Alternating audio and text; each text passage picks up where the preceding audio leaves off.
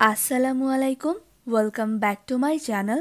Noodles এমন একটি খাবার যেটা ছোট বড় সবাই খুব পছন্দ করে। সেই নুডলসের স্বাদ বাড়াতে ভূমিকা রাখছে নুডলস মাসালা। তাই আজকের পর্বে নিয়ে এলাম ঘরে তৈরি ভেজালমুক্ত নুডলস মাসালার রেসিপি। আপনারা যদি সবগুলো উপকরণ সঠিক পরিমাণে ব্যবহার করেন তাহলে এই মশলা দিয়ে নুডলস তৈরি করলে বাহির থেকে কেনা মশলা দিয়ে তৈরি নুডলসের ফ্লেভারটাই পাবেন। চিনি নিয়েছি 1/4 কাপ, টেস্টিং সল্ট নিয়েছি 2 টেবিল চামচ, লবণ নিয়েছি 1 চা চামচ, আদা এবং রসুনের গুঁড়া নিয়েছি 1 চা চামচ করে, ভাঙা শুকনো মরিচ নিয়েছি 1 চা চামচ, হলুদের গুঁড়া 1 চা চামচ, আমচুর নিয়েছি 3 টেবিল চামচ। নুডলসের স্বাদ বাড়াতে আমচুর লাগবেই।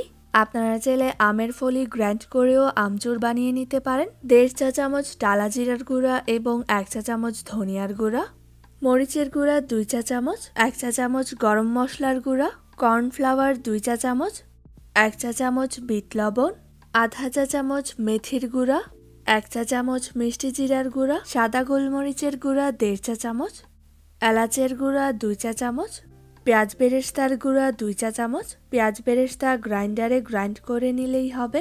এবার পেঁয়াজ বেরেস্তা সহ অন্যান্য সবগুলো মশলা একটি বোলে নিয়ে মিশিয়ে নিব।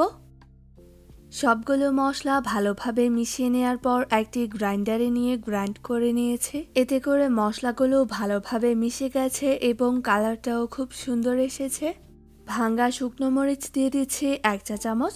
এই পর্যায়ে শুকনো মরিচ অ্যাড করলে নুডলসগুলো খেতে ঝাল ঝাল হবে। মশলাটা একটি এয়ারটাইট কন্টেইনারে নিয়ে 2 থেকে 3 মাসের মতো সংরক্ষণ করতে পারবেন। রেসিপিটি যদি আপনাদের ভালো লেগে থাকে তাহলে লাইক এবং শেয়ার করতে ভুলবেন না। আজকের পর্ব দেখার জন্য অসংখ্য ধন্যবাদ।